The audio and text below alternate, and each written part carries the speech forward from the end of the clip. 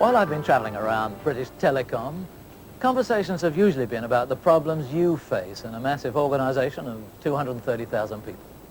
In one far-flung corner of your empire, I asked an enterprising young man how he got things done so far away from head office, and he said, "I've discovered forgiveness is a lot easier to get than permission."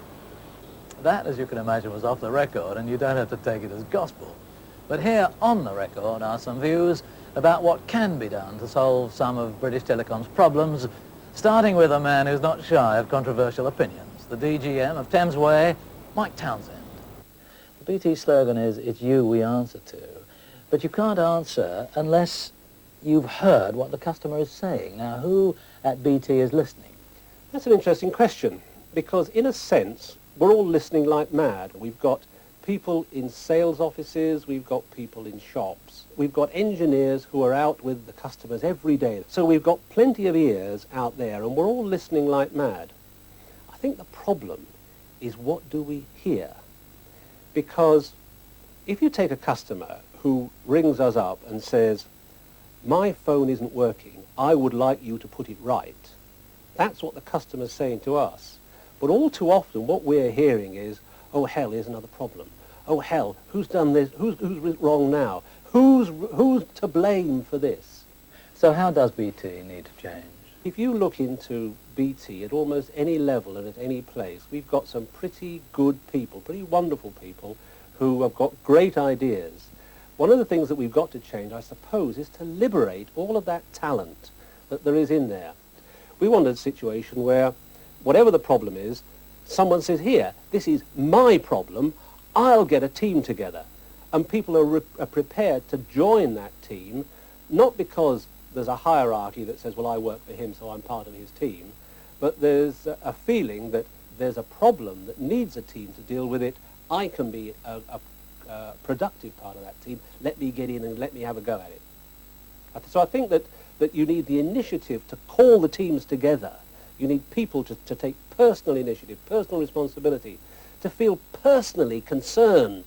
Personally, I want to do this. And then when they do that, everybody else responds in a cooperative way so that the team can come together, solve the problem, and then disappear and go away and solve other problems. As I move around BT, the major problem seems to be about management, and it's usually about management 2 layers up. Who do you complain about? Well, I can't shift the buck. There's nobody above me, let alone 2 layers up, so I can't shift that. I think it's a feature of all large organisations. There is always them up there, and it's their fault. I don't think it is just a question of management as such.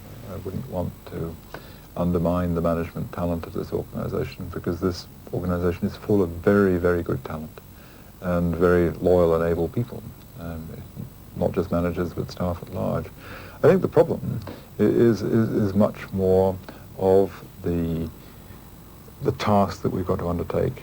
It is a complex task. It does require investment in modern equipment. It does require first-rate computing systems to back it up. And no matter how clever the individual managers or staff are, if they don't have that, then it's extremely difficult to deliver the goods. And that, as I said earlier, is a hard task. It's a graft task over some years to get it right. We've made some very good steps down that road, but we're not there yet. Alfie Kane, DGM of Manchester, believes that there's a good reason for staff to get angry at times. If for whatever reason something is going wrong in the company, something's not being done right, the anger itself of our employees, to me, is a clear demonstration that they care how this company is managed, they care about its future, and to me, that is one of the greatest hopes for the future. Moving from a basic analog technology into a digital world, moving from old-fashioned copper cables into optical fibers, seeing more international business than has ever been there before. You see, the way in which telecommunications used to be organized throughout the world was that virtually every country had its own, usually publicly owned telephone system, and those linked up. And now we're seeing the globalization of telecommunications markets, and those old national boundaries are breaking down. And that is a major change, a huge change in the structure of our markets that we've got to accommodate. Tony Booth, Managing Director of BTI, gave me his view on the challenge of competing internationally. The main challenge is one of facing change. We've always been facing change in terms of international communications. We've always prided ourselves on being one of the best. Now we want to be the best. We, for example, can connect to, I think it's 186 countries by international direct dialing. That is more than ATT can. It's also more than KDD in Japan can. So we already have a wide reach, but our customers are getting more global. They're getting more demanding. And so we're finding it a great challenge to make sure that as the world changes, we keep up with the marketplace. If I look, for example, at regulatory changes, it's changing here. Competition's coming. Liberalization has been here a long time. It's coming in Europe. We know that the American scene is very different. And Japan is changing very dramatically. So there's a whole panoply of change right across the globe. And our intention is to be the #1 international player. In a few weeks' time, I'll be taking Whicker's World Down Under to Sydney. So I've come behind the scenes here to one of London's largest travel agencies, and I'm going to ask for details on direct flights to Sydney on December the 5th.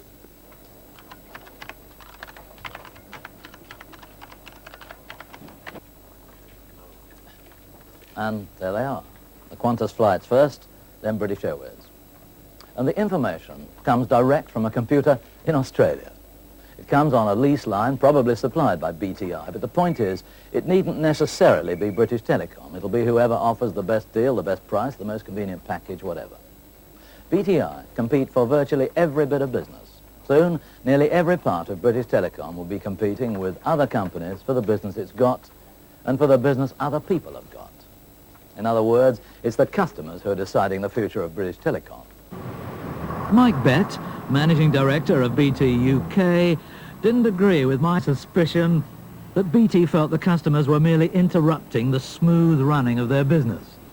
Well, first of all, we never used to have customers, you know. We used to have subscribers, and you were lucky to subscribe. Now we have customers and we have competitors. And when you've had 100% of the business, as we did as a monopoly, for so long, decades, and then along come other businesses and they start taking work away from you, and your staff can actually see that happening, you don't have to tell them about customers because customers are out there making choices.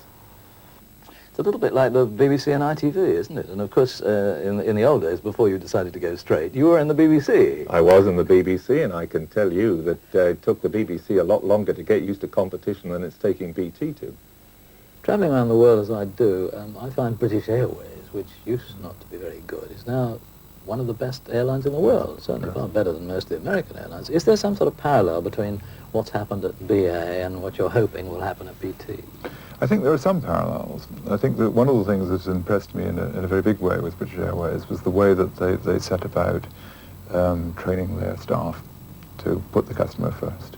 And that has been very successful.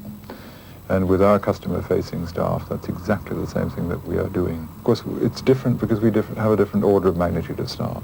I don't know quite what British Airways is. I guess it's about 30,000. We have about 230,000, so it's a different kind of problem. By far, our single greatest asset are the 230,000 people who work in BT. And it's making the most of that asset, of trying to make sure that they can fulfill what are their undoubted talents that the total quality management is about. And the way in which we manage, what our values are, how we treat each other, that too is a key part of total quality management.